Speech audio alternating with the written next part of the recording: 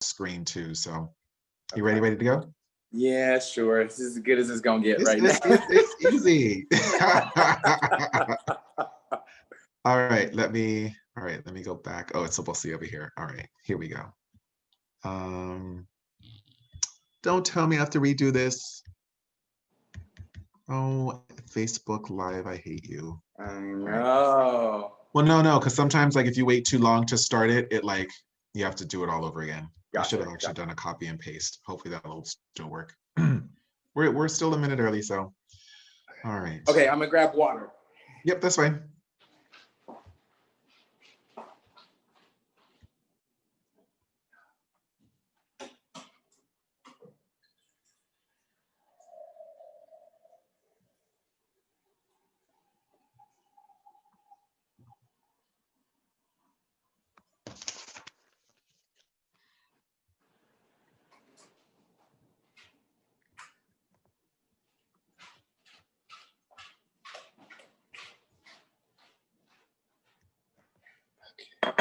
More cushion too. I need a little more height. All right, I'll do it now. We're going live, yay.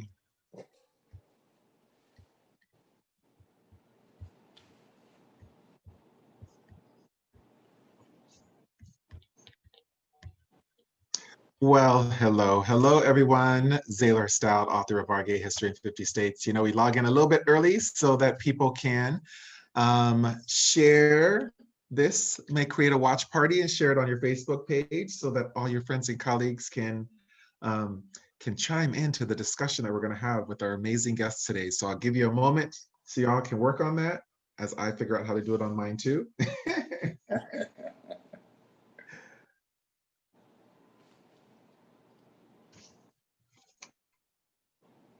All right, I don't know if it's going to like me.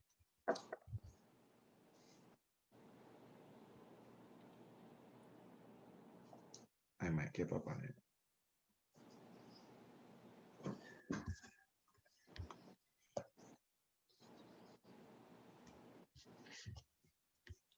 All right, so hopefully you all got your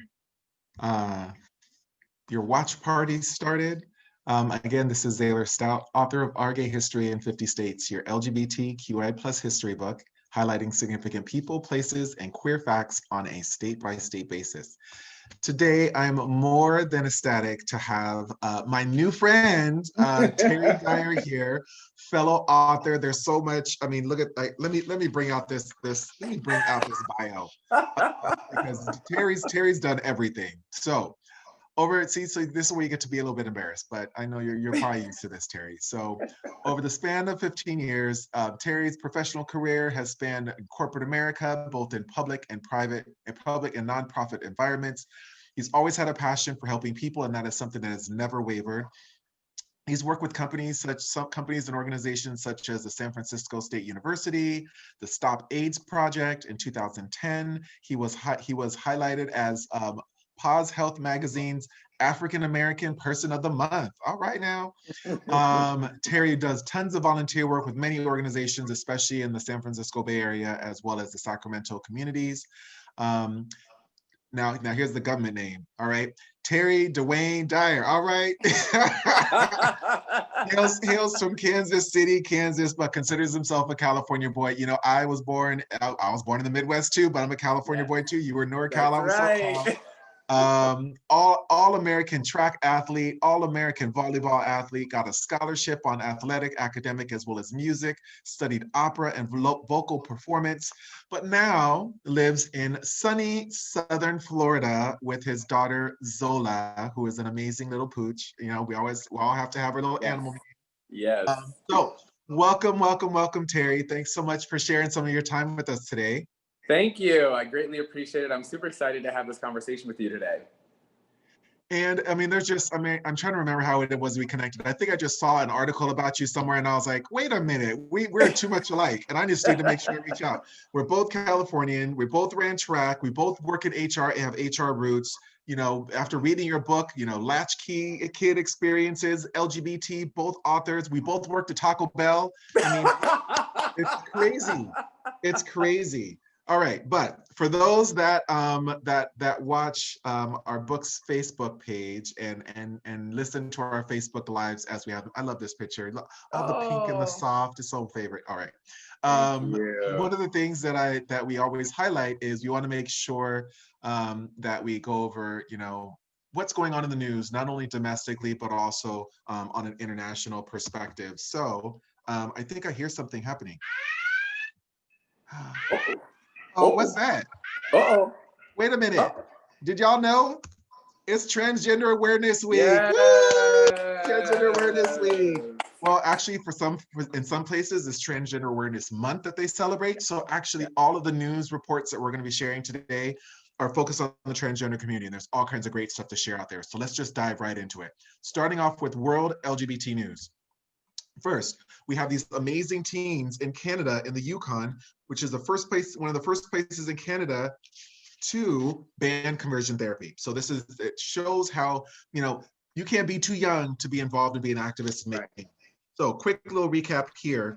2 years ago, there were two students, Aiden and Mercedes, that got together and they were like, wait a minute, conversion therapy, what is that all about? And then they looked it up on Google to see if it was banned anywhere in Canada, and they were dumbfounded to find out that that was not the case. And for those that don't know about conversion therapy, it's a discredited practice that aims at changing someone's sexual orientation or gender identity through counseling, behavioral modification, and medication. The thing is that this is something that's been, you know, scientifically found to be scientifically unsound and harmful for the subjects by many professional medical organizations.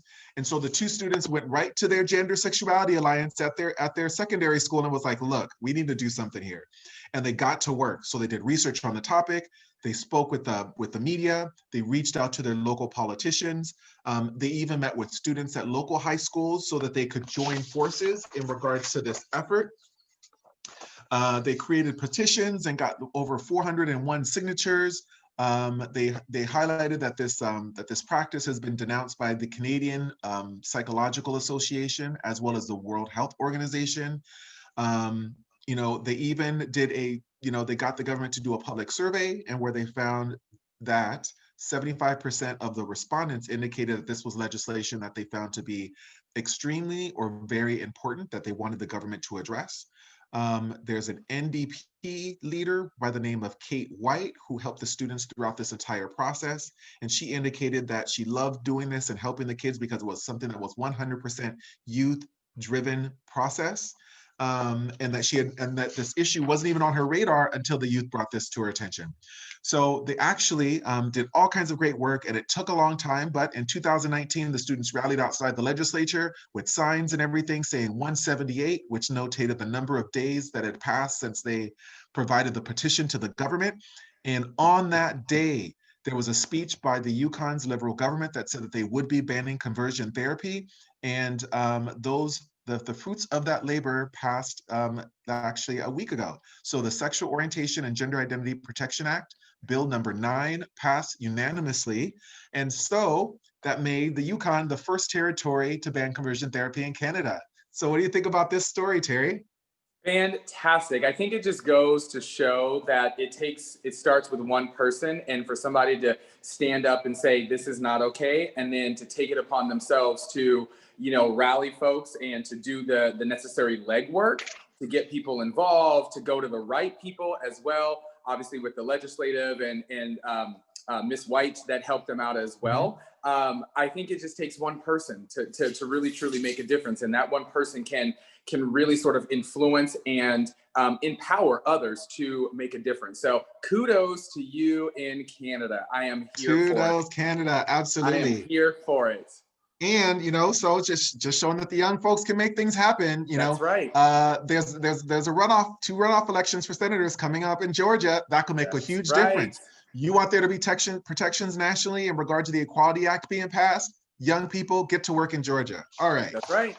Getting off my soapbox. Next, so we have the next one. Now, this story is actually in Bangladesh. So we have LGBT advocates call First Islamic School for Transgender Students in Bangladesh a step forward, but not enough. All right, so this is actually a school that was just opened. It's first of its kind in the country, and actually the first of its kind in South Asia. They already have 40 students that have signed up for the school, and it's for students that identify as a third gender. And it's a private school that can actually hold up to 100 students. And the students are taught the Quran and Arabic languages in their primary classes, but they'll also be taught other languages like English and Bangla. I hope I said that right, in some of their elective senior classes. You know, an advocate for the school indicated in their statement in a quote that our aim is to eventually provide technical, skill-based education to community members alongside with their madrasa education so that they're able to earn a living for themselves. So the government estimates that there are roughly 10,000 individuals that would identify as transgender in the country. However, you know, advocacy groups indicate that the number is probably closer to 100,000, especially with the country with a population of 160 million people. So Terry, what are your thoughts in regards to this one? I think it just goes to show that there's so much more work to be done, and we need to be creating safe spaces for people to feel comfortable and like they can get their education, they can talk to other like-minded folks and people that are going through similar situations and things like that. Kudos. I think it's awesome to hear that things are happening in different countries also. As we know, in a lot of states, you can be so fired for being LGBTQ. Yep. You can be murdered and killed in certain countries. I think, as each country starts to move the needle forward, I hope that it continues to influence other folks to do the exact same thing. So especially in a country, in Islamic culture, I think this is a huge push forward. So kudos Absolutely. to them too. Huge push forward. And yeah, so we had our Supreme Court decision that came out in June indicating, it's a law of the land that you can't discriminate against folks in the workplace based on their gender identity or gender expression or sexual orientation. However, with the new composition of the United States Supreme Court, we know that that is a decision that the court would plans on revisiting. So things of getting like the Equality Act passed will codify those types of things. So we're not going to have to worry about the composition of the Supreme Court in order for these rights to be there and available to us. So kudos to all those out in Bangladesh. Your news made us smile over here in the States. All right. Oh, I went too fast. So Dublin's next. So we have a historic first. We have a historic first with the raising of the transgender flag across Dublin City, marking Transgender Awareness Month. This was the first time that this has happened in Dublin. And so, it was done with a partnership with Dublin Pride, Dublin City Council, as well as Dublin City Parks. And I have a couple of quotes that I want to make sure I highlight here, that they indicate that the trans flag flying this week are important for many reasons. From what we know, it's the first time Dublin has raised a trans flag for Transgender Awareness Week, and it is monumental in its recognition that transgender people in this city and across Ireland. It's also important because unfortunately, this year we've seen 350 trans and gender diverse people murdered globally, and that's the highest number in years. And so this number includes ours here in the United States. We've had our largest number in the years and even over yet. And the flags are a sign of solidarity by the city. It shows the city will continue to advocate for trans rights and celebrate our resilience and beautiful community, even in a time when we can't physically gather to remember and celebrate. All right, go ahead, Dublin. So what do you think about this one, Terry? I think this is also a huge step in the right direction. I'm glad that Dublin, in this specific article included numbers globally, because we don't necessarily hear a lot of times in the United States what's happening, in different countries and vice versa. So this is a huge global issue. First of all, no one in any community should really be killed for living their truth and authenticity and their lives the way that they choose to live them. So I think this just continues to show us that there are folks out there that need our help, our love, and our support and our respect, because they deserve to live in their full truth just like we do. And I feel as though, I'm hoping, I should say, that our community, our LGBTQ community, etc., also understands that we need to jump on the bandwagon and support our brothers and sisters that are trans as well, because this is such a huge issue. Listen, I'm gonna not go there just yet because I don't know what other topics we're gonna talk about. So, I don't want to start reaching too early, but I just feel like, we are such a community that is all about equality, and people need to respect and understand that we are a part of this society just like they are. But then we also have, we'll turn around and be discriminatory against our lesbian community, against our trans community. The more that we see other people stepping up and speaking out for those communities as well, the better off that we are. And yeah, let me stop there. So that's what I think about. That's what I think about that. You're getting hearts and claps all over the Facebook chat. Hey, what's up, Rox? What's up, Rox? Love you. What's up, Pam? Pam, one of our loving parents. I love Pam. Pam's one of my, she's my ride or die right there. Yes. As well as Beth Mejia. Beth is one of our frontline healthcare workers over there in North Memorial Hospital, helping keep people safe. So thank you so much for everything that you're doing for us too, Beth. All right, next article. So that's the international stuff. There's lots of great news out there, so keep an eye out and take a look at those as well. But we're going to move on to domestic news. So brown, UPS and those little brown shorts. Oh boy. Yeah. UPS is changing their dress code to be more trans friendly. So they've recently updated the dress code to make sure that it's gender neutral, keeping with their famous brown uniform. They have almost 500,000 employees. And so that's a huge employer. And one of the things that they said was, no matter how you identify, dress appropriately for your work day. And the move, its focus is to, and here's a couple other things. So they're going to make sure that they're going to allow men to wear their hair long, regardless of their religion. The new policy will allow employees to wear beards and mustaches, so long as they're worn in a business-like manner and don't create a safety concern. And we're in HR, so we know the language that they're speaking here, right? Absolutely. Piercings are okay so long as they're small or they're earrings, but tattoos still need to be covered. These changes, so here's a quote from them. So these changes reflect our values and desire to have all UPS employees feel comfortable, genuine, and authentic while providing service to our customers and interacting with the general public. Now, these changes are coming with a new head of the organization, the first woman CEO of UPS, Carol Tomei. And this was based on responses that employees provided in regards to feedback in the dress code as one of the main reasons they wouldn't recommend that their friends actually get jobs at UPS. And here's something that you'll like, Terry, all right? Especially given the fact that we're both from California.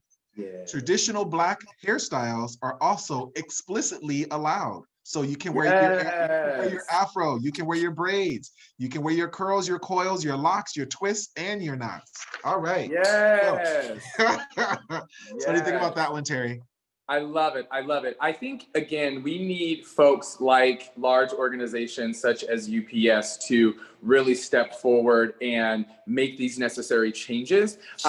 It's sort of like, and I'm giving a presentation this afternoon, and one of the things that I'm talking about in this presentation is POCs, people, points of contact, right? We need those influential people to step up and step out and say, it's about time that we make the necessary changes to take care of our employees, to make sure that they feel comfortable and safe at work. Because at the end of the day, we want them to help our company succeed. And you help people succeed when they feel safe and are comfortable and have the rights and like everybody else does. So kudos to you also, UPS, for being the first to step out and publicly announce these sorts of changes that are necessary for our society.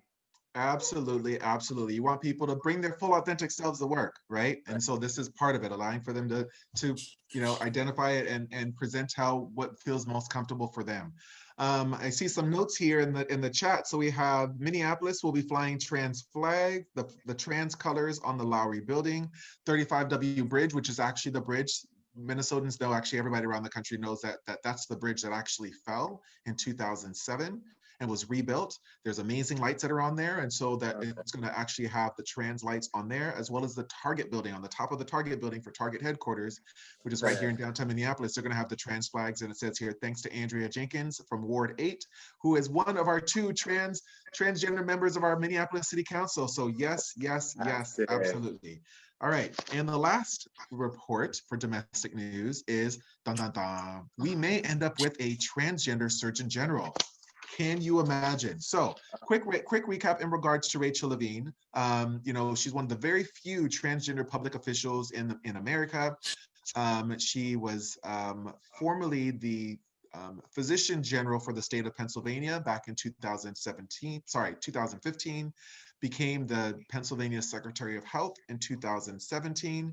She has Jewish heritage and roots, and you know, went to Tulane University School of Medicine, studied her pediatric fellowship at Mount Sinai Medical Center.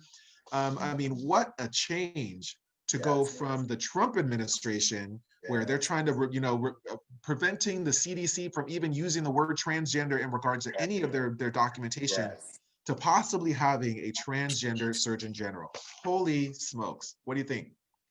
This is, again, such a massive, massive step forward. I think with her pedigree that you just mentioned and shared with everybody, with her background, to me, that's the most important thing, right? It doesn't matter if she's male, female, trans, black, white, Hispanic, none of that matters. It matters what she's able to do for the people in that space and to move things forward. So I am all in support for this, and it just is like sort of icing on the cake that she happens to be transgender and can help move that agenda forward as well. So thankfully she's here.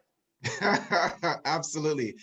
And I mean, clearly has the knowledge and experience to be able to be the Surgeon General, having been the Surgeon General and the Secretary of Health for a giant state like Pennsylvania.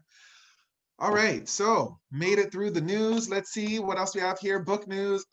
Book news. So the state of Illinois a teacher, an educator in Illinois reached out to me and was like, we have students that want to be able to have use your book as part of a curriculum and a discussion. Would you be willing to talk to them? Of course. It's the whole reason why I wrote the book. So so that's something that's in the hopper. So I'm glad to hear that kids are identifying with the book and finding value in the book. That's what it was all done for. Again, my focus and goal was, if I can save one LGBT kid's life, if I can have one less parent kick their kids out because they're LGBT, if I can have one additional place of worship, welcome and accept the LGBT kids that are part of their congregations, then it was effort and time well spent in regard to this. Absolutely. So thank you, Illinois, and we'll be having some updates in regard to that. If you at your school or educators that are interested in regards to having me appear as a guest speaker, let me know, because I'm all down for providing that access and that inclusion. And book clubs. Hey, we'll be talking about that with you, Terry. All right. So what am I watching? Trans Hood. Now I have not seen this yet. But I've heard amazing and great things about it already. So it's on my watch list. I'm finally catching up on some work so I can actually sit back and spend some time, on some of these educational types of documentaries. This one's done by HBO. It follows 5 years, 4 kids, one unprecedented story. What about you, Terry? Is there anything that you're watching that you want to recommend for our listeners? Not yet. I actually just read the description about this last week and spoke to a few friends who have started watching it, and I'm excited to add that to my watch list as well. Anytime that we can bring, especially in such a platform as television and stories and movies and things like that, we all know that we all watch them. So that's a great spot for people to go and understand, sort of humanize and put faces with the stories and things that we're constantly hearing in the news and so forth. So again, this is another thing that I am absolutely here for. It's super crucial. I mean, I spoke at a university in South Dakota last month or the month before, and public radio reached out to me for an interview, and they're like, our audience are, white women in North Dakota, which don't have as much access to individuals that are LGBT, let alone trans. And the focus was in regards to trans folks. And she was like, would you be willing to talk about this? I was like, yeah. And then they wanted to get somebody that's trans to be interviewed as well. And I kind of had a feeling that they might have some trouble tracking somebody down. Yeah. So I was like, hey, would you need some help tracking down a transgender person in South Dakota that would be willing to be interviewed? And she said, yes, absolutely. It took one email, one Facebook message to your friend. We have our network, so we got folks all over the place. That's and, right. And again, it's being able to share those stories, to be able to humanize the story. And it's not, trans folks aren't this boogeyman that are trying to, overturn, the world. They want to be able to live their lives, and they want to be able to live their lives authentically, just like everybody else. That's right. So I also want to add that so living in San Francisco in the Castro neighborhood for such a long time, one of the things that we used to sort of joke about, but talk in all seriousness about is, a lot of straight folks would come to that community to, see the gays and see what's happening in that neighborhood and see the hypersexualized behavior and things of that nature. And one of the things that, it sort of dawned on me was that, listen, we're not the petting zoo, right? You can't just say, ooh, today I'm going to go and see these folks and let me go and look and gawk and things like that. And so I want to make clear that when we have things like this film here, it's not to look and gawk and things of that nature. It's to educate, and it's to understand, and it's to sort of put a human face with the issues and the struggles that people are going through in this country. So I just want to sort of plug that a little bit, that people need to really truly remember that when we have things like this and on social media, it's all about educating ourselves that there are differences out there that we need to love and respect. Absolutely. See, all right. See, that's why I need you on here, right? You just have to be a co-host all the time, because this is fun. All right. Where else are we? Oh, okay. So something else. I fell into the whole, so there's all these commercials now, it seems like I've been seeing lately in regard to LGBT folks. And this is a commercial that was played and just had me crying. I'm gonna try to hold it together. But again, these are companies that don't have to do this, right? It's like, this is, MasterCard is going to be making their money. They don't have to be doing anything like this, but these are the initiatives that can make a difference. Watch.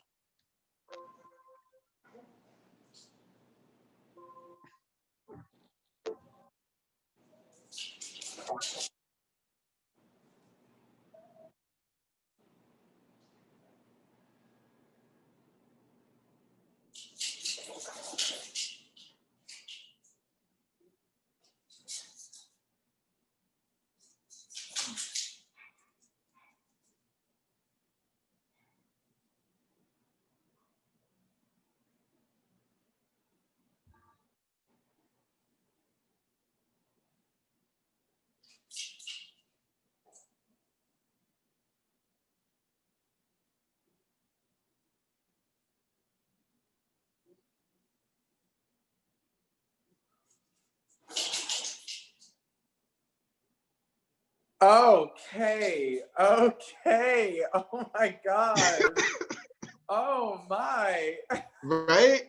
So here's a random thing. So a long Wow. time ago on Facebook, I started this morning cry thing. It's like, you find something like some show or some commercial or something that's just so powerful and stuff. It's like, I'll post it on Facebook, like, oh, get ready for your morning cry. And then everybody gets mad at me because they're over there crying, watching the news or having coffee. But you know what I mean? Like a company, an organization like MasterCard does not have to do this, right? Yeah. Yep. I mean, there aren't, millions of trans people in this country, right? But it makes a difference in regards to, it makes an impact in regards to the lives of the folks it is that don't have that access, right? That don't have Well, and it was just like we were talking earlier with respect to UPS. Like, this is just another incredibly well-known organization that is stepping up and stepping out to draw attention to acceptability and respect and humanizing the folks that are here just like we are. So I love it. Love it. Right. All right. So we're out of the PowerPoint. It's just us. All right. Now they can see that we're all like tearing up and everything. I know. That's a car commercial. There's a bunch of commercials too. So I may just have to, each one of these weeks I'm gonna have to play a commercial, because they're doing the most out there. They are doing the most. I think there was a Starbucks one too, where I think it's the kid, and they keep getting their dead name is the one that keeps getting used all the time. And then when they went to Starbucks, they gave their name, and then they called their name, and that was the one place that they could go where they were called the name that they identified by. Oh, killing me. All right, so on that note, all right, So Terry, hey, so tell us, who's Terry? Give us some background in regards to you besides all the great stuff I read down in your bio. Oh gosh, who is Terry? Terry is someone who is incredibly passionate about everything that I do. Really, I am a person with a voice, and it's taken a long time to actually find that voice and use it to influence, inspire, and motivate. Terry is someone who obviously has recently wrote a book, a tell-all book that is addressing a lot Tell all, you tell all of it, all the business, all of it.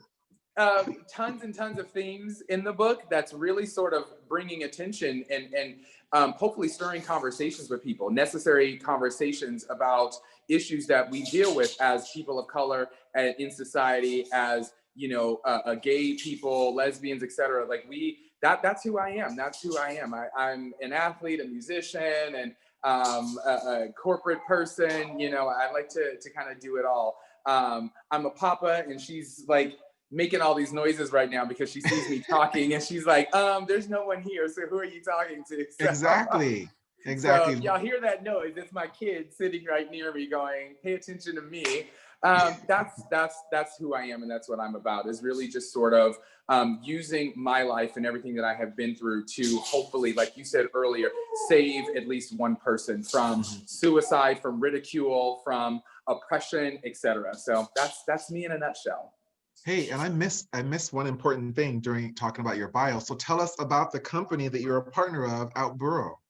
Yeah, so Outbureau is an LGBTQ focused organization. It's been around for 12 years, specifically with a platform to where companies can access for free. So they can put their company profile into the platform. They can gain access to hire, specifically in the LGBTQ community. That's where I have brought that experience with my background of 15 years to the organization.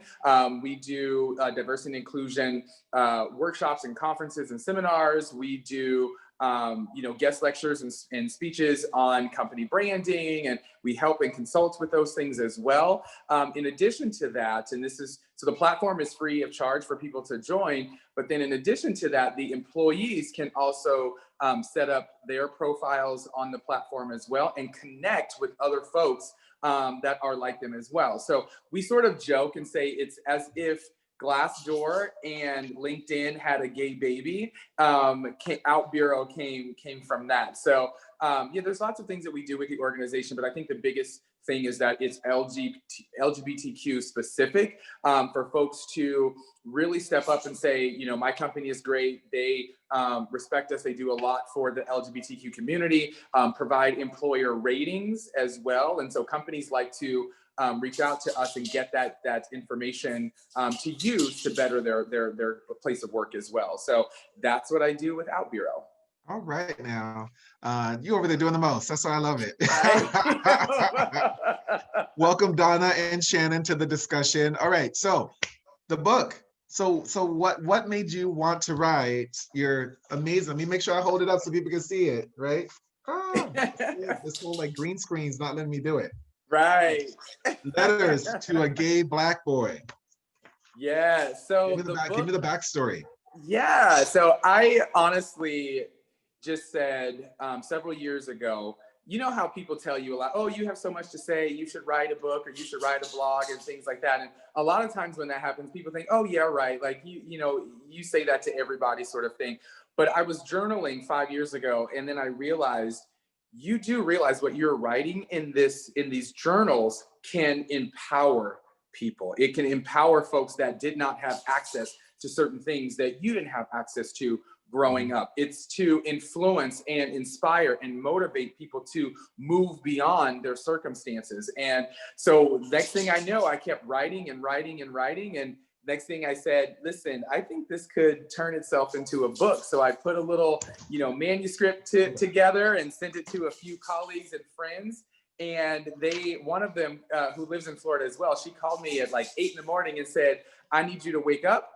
I need you to put this in book format. I need you to get this published. Why have you been sitting on this for such a long time? People need to hear it. People need to talk about it. People need to see that you can go through all these things and rise above and overcome. So that's really what the book, how the book was brought together. And how long has the book been out? It has been out since July 15th, so just a few months. All right, all right. And you've been all over the place. I'm following you on social media. Your book tour is in full swing. It has been. It is being keynote speakers at different community events and, in different states on book tours. A lot, of course, because of COVID has been virtual, which is fine too. But definitely, as a result of COVID, we miss that human, interaction, that human connection to really sort of get your message across. But listen, we've been making do with what we have afforded to us right now. So yeah, it's been fun, exhausting, but fun. I know, because you're doing this along with your day job. I think I can sympathize with you on that one.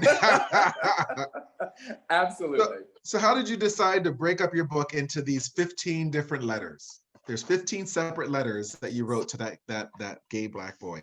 Yes. I was writing and I started to think about putting all of the entries into chapters based off of subjects. And then I woke one day and I went to jot some notes down, and someone had texted me and said to me, hey, have you thought about, writing a letter like to your biological father? And I said, no, but how about I write these chapters as letters? Thank you for that idea, right? You're like, okay, pivot. Right. No, I mean, it's been X amount of years. I have not, no, absolutely not. But what a concept because then I started thinking about my first question in response to that was, do people actually write letters anymore? That's such a lost art with technology and social media and everything like that. So I said, no one does. What if I did? Let's look at the concept of putting each chapter, instead of trying to combine the chapters and going down that road, let's do something a little different and write each chapter as a letter. And so that's how that came about. All right now. So I'm not into spoilers, but I'm just going to give some of the titles of some of these letters right here. Letter to a gay Black boy, an older man. Letters to a gay Black boy, the attempts. Letters to a gay Black boy, making an honest living. So is there a story of a person, you get really personal and real raw and, real, straightforward in regards to, your life in this story and some of the challenges you've had to deal with. So did you have, any, reservations or second thoughts in regards to really just putting it all out there when you wrote this book? I only had second thoughts probably about a month before it went into publication. And it was sort of a reflecting moment of, okay, you've changed names to protect, the privacy of others, but you're not necessarily protecting the privacy of yourself. Are you ready? Are you mentally and emotionally ready to step out there and have your life used as a points of inspiration and motivation to others? And I realized I was reading a story online about, I was sort of reminding myself about Matthew Shepard and all the folks that have, come before us that have gone through horrific things. And I think once I sort of reminded myself of the people that have come before me, it was almost instantaneously, right? There's no question. There was no question anymore. Use your life. I'm always talking about purpose, and we are all here for a specific purpose in life. Maybe this is actually your purpose. HR and recruitment and talent acquisition has all been fun for the past 15 years. And, I can kind of do it in my sleep now. Maybe that hasn't been, your purpose has been here to help people. Maybe it's now time to help people even more on a personal and deeper level than you've been helping, all these years. So that was really, that moment for me was an aha moment, and turning and saying, there's no question anymore. You've had to face these things for reasons. Right. Some reasons are still unknown at this point. So why not go out and allow, I'm a spiritual person, so allow, my higher power to use my life as a vessel to other people and to speak to other people. So that's where that has come from too. All right. Was there a story from the book that you wanted to share with our audience today to tease them and reel them in to buy the book? Oh gosh. I mean, I can read. This is usually my go-to is I'll read the foreword if you would like me Okay, to absolutely. do that. Yeah, yeah. I know you always Uh, have you as you're an author, you always have to have your book handy. that's right. Absolutely correct. So yeah, I'll just quickly read this. So letters to a gay black boy. Forward. In life, we cannot control the cards we are dealt. We do not have the ability to change what God has in store for us. What we do have is free will. We have the ability to control how we play those cards, rise above the bad hands, and to overcome them. Life is a journey. It is about one's truth and living it authentically. Our Maker planned lives and futures, no matter how bright or dim. It is indeed up to us to seize the moments and enjoy the life we are given to the fullest. Unfortunately, it does not always happen according to plan. This book chronicles my many trials and tribulations and how I endured them, sometimes succumbing to pressures, other times rising above and overcoming. I shed light on the ups, downs, good and bad, in hopes that it touches at least one person's life, serving as a hint of inspiration and motivation. My wish is that a child, young adult, or one of any age can find strength and power for themselves through my words. So many times in the African American community, we sweep issues under the rug. I Mm, learned this at an early age. We shy away from deep conversations, vulnerability, expressions of love and affection, and uncomfortable topics. Things in life that we fear and or are uneducated on: abuse, homosexuality, and declaration of love. However, being a part of other communities later in life, I learned it is absolutely acceptable to express your feelings through emotion. It is acceptable to believe in your self-worth. It is essential to know that you are loved and to love yourself first and foremost. Be open and authentic and share your stories in order to walk in your own truth. Numerous people in this world feel as though they do not have voices. The kid being bullied in school, a child afraid to face their sexuality and discuss it with their parents, the young girl being abused. Shame, embarrassment, and unworthiness are all terrible emotions. Everything in this world happens for a reason, however. His plan for us was always to learn from these situations. I hope that hearing my story, people will find or strengthen their voices. Speak loudly, shout, stand up and take your place in this world. As each day is not promised, we should strive to be greater the next day than we were the day before. We should all feel blessed and proud to grace this earth and to have received that free will to find and live our own journeys. Letters to a Gay Black Boy will not be the book for everyone. It contains very sensitive subject matter and is extremely raw and open. Some details may completely shock you, and others will have you reaching for Kleenex. This is Letters to a Gay Black Boy. all right now. See, even hearing it again, I mean, I remember reading it and I was like, ooh, is he writing about me?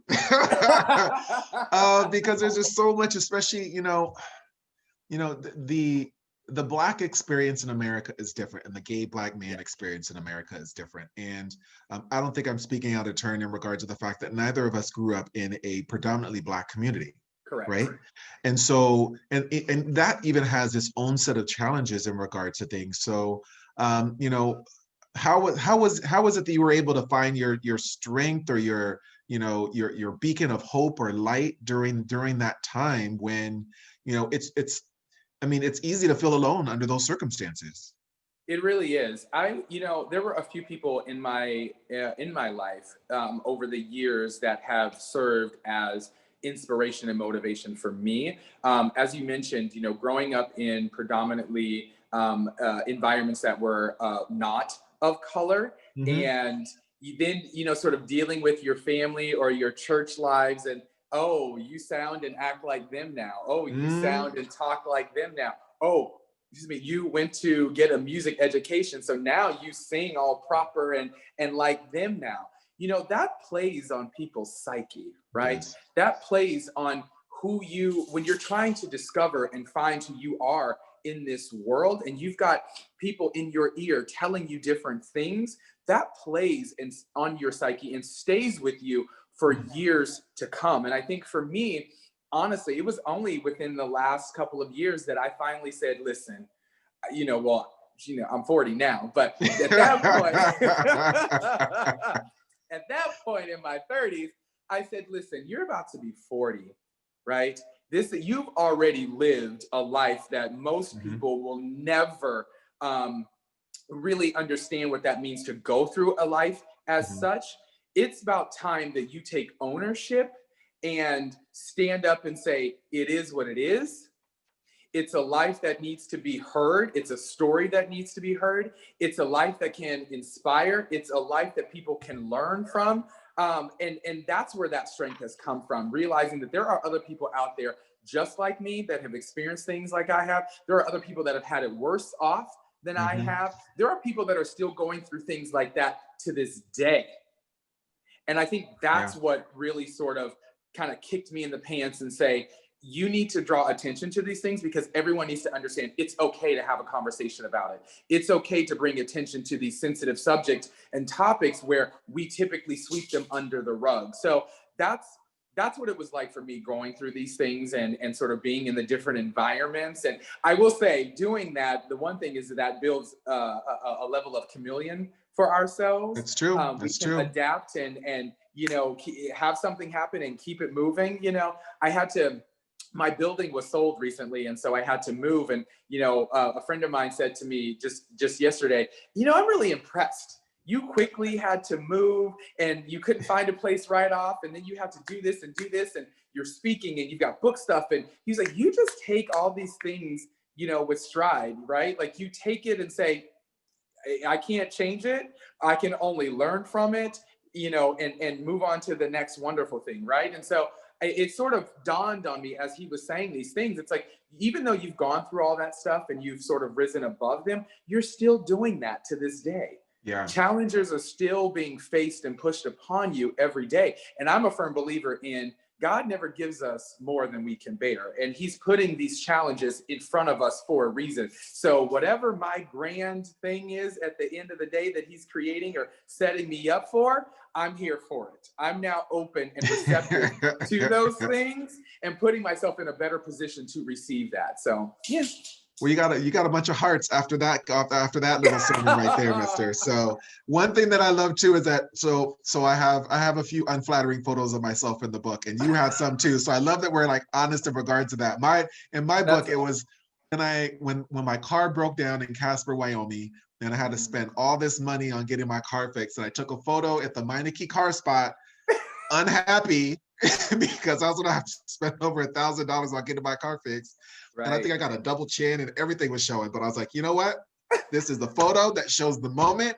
And so I'm going to put it in the book. And I love the honesty in regards to that. I see you have your little cute little photos in the back, but I mean, it's a real book. You're a real person. You're talking about real life experiences that you've lived through, especially that other people lived through. And I love the fact that you mentioned the fact that that there are folks that have lived through worse, folks that are still living through it now. And it reminds me of a good friend, Rebecca, that says, it's not the oppression Olympics, right? And it's like, everybody's going through things. Everybody has gone through things. It's about how can we help each other, make it through the next trial or tribulation? How can we support each other through the next moment of hardship and grief?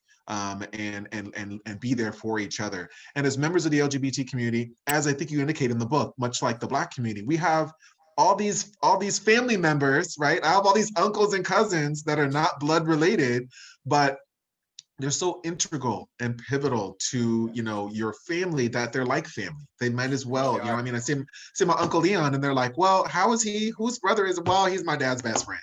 Right. And, but it's easy for us to say that, my cousins that I was raised with them, they call me their brother. And so then they had kids and they're like, is he your brother? Is he your uncle? Is he your cousin? Technically, so none of those, but all you need to know is that I'm family.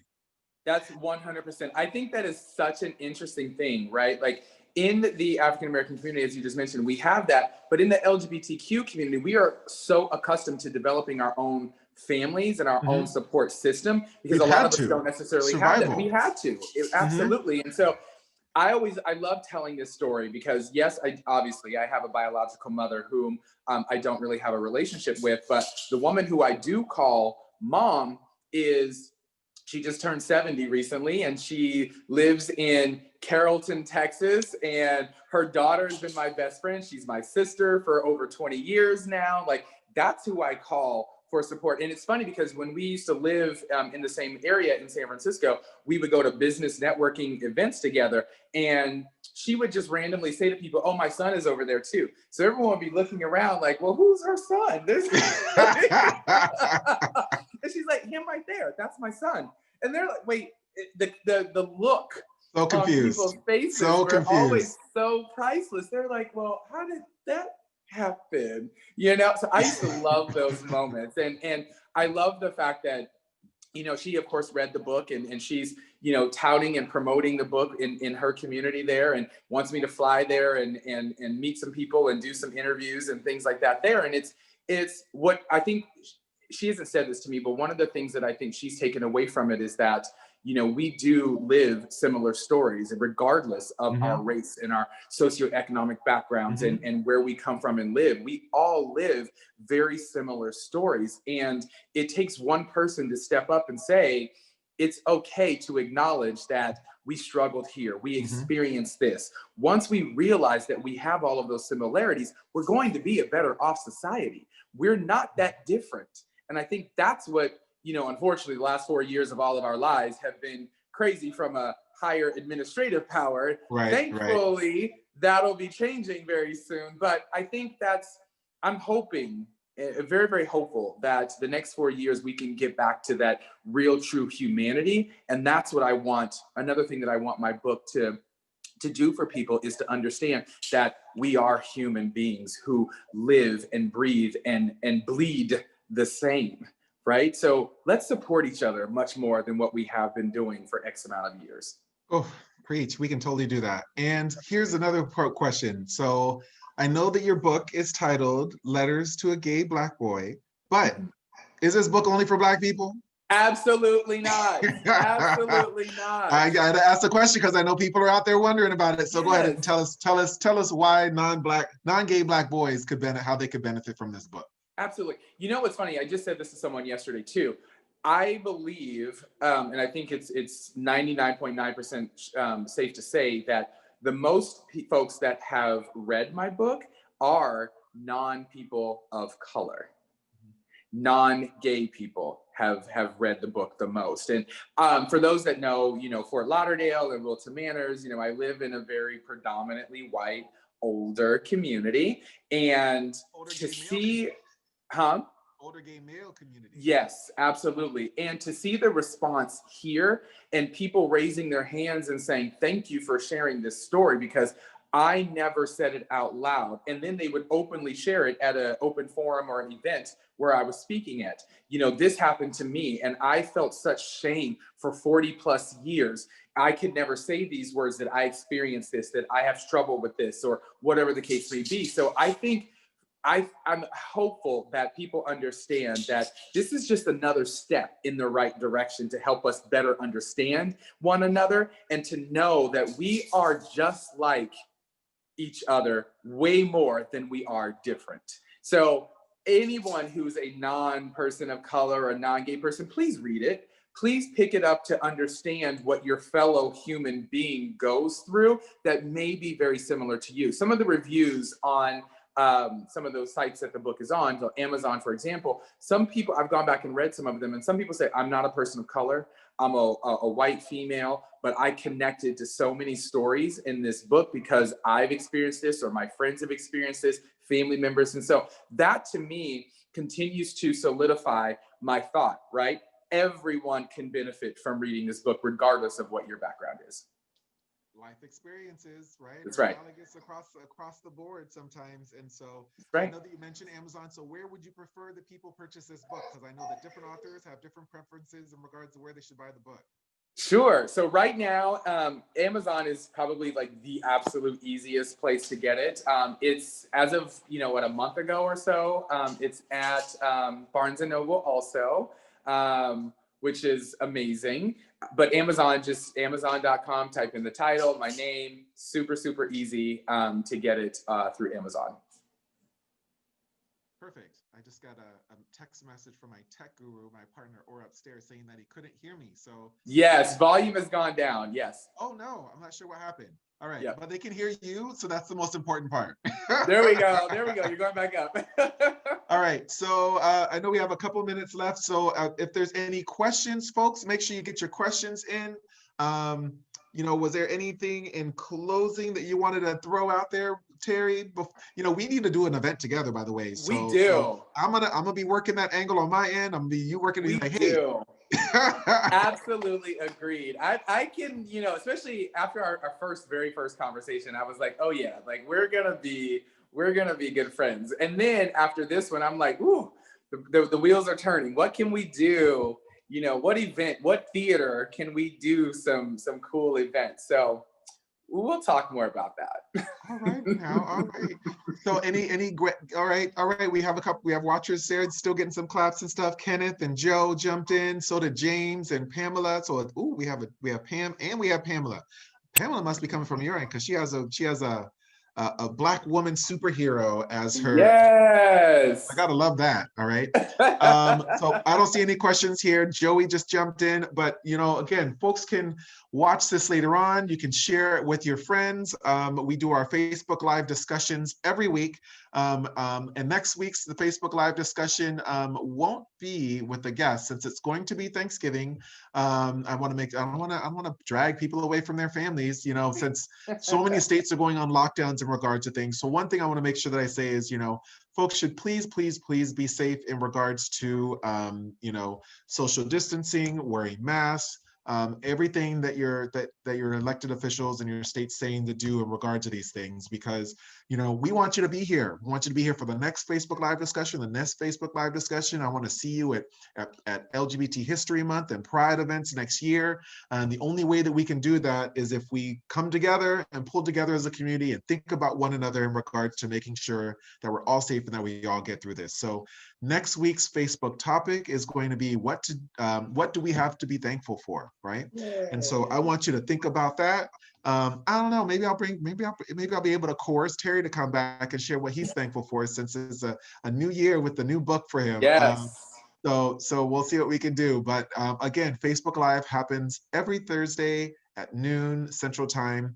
Again, it's always available for replay later on, and I'm going to start putting them on the book's YouTube page as well to make it easier for folks to be able to scroll through and find all of that. So thank you so much, Terry. It was so much fun having you as a guest today. My pleasure. Thank you. This was definitely fun. I had a great time. And I know you have a full list of things to do today, so I'm going to let you go. But thanks so much, folks, and we'll see you all later. Bye. Bye, everyone. Thank you.